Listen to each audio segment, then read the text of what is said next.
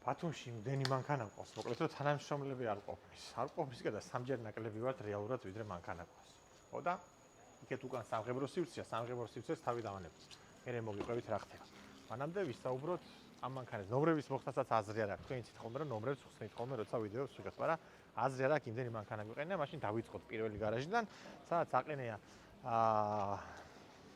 რა მანქანა GLE არის პირველი, რომელსაც მატი PPF-ი გადავაკარით.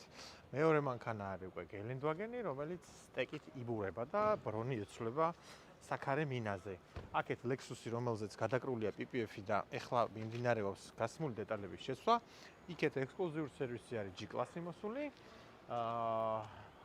ჩვენი კიდე BMW, რომელიც ამაზე რას ვაკეთებ დამავიწყდა. ისე დაღლილი ვარ, ყველაფერი დამავიწყდა ვიდეოს გადაღების წინ. რას ვაკეთებთ ამ მანქანაზე? პოლირებაა გაკეთებული ბოდიში, პოლირებაა გაკეთებული და ნანოკერამიკას ელოდება, წესით დღესაღამე გავაკეთებთ.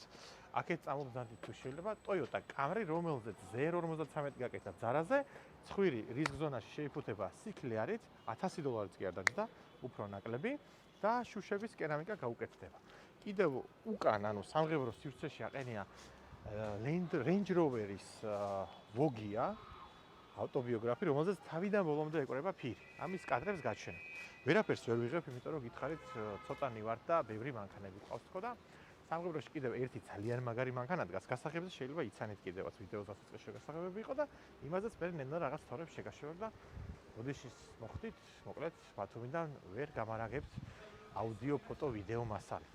სამაგიეროდ ვაკანსიებს ვაცხადებ და თუ რამე იცით ჩვენ პროფესიაში გაგიგებათ რამე მობრძანდით ყველას და გასაქმებს, იმიტომ რომ ძალიან დიდი გარაჟი გვექნება ბათუმში მალე.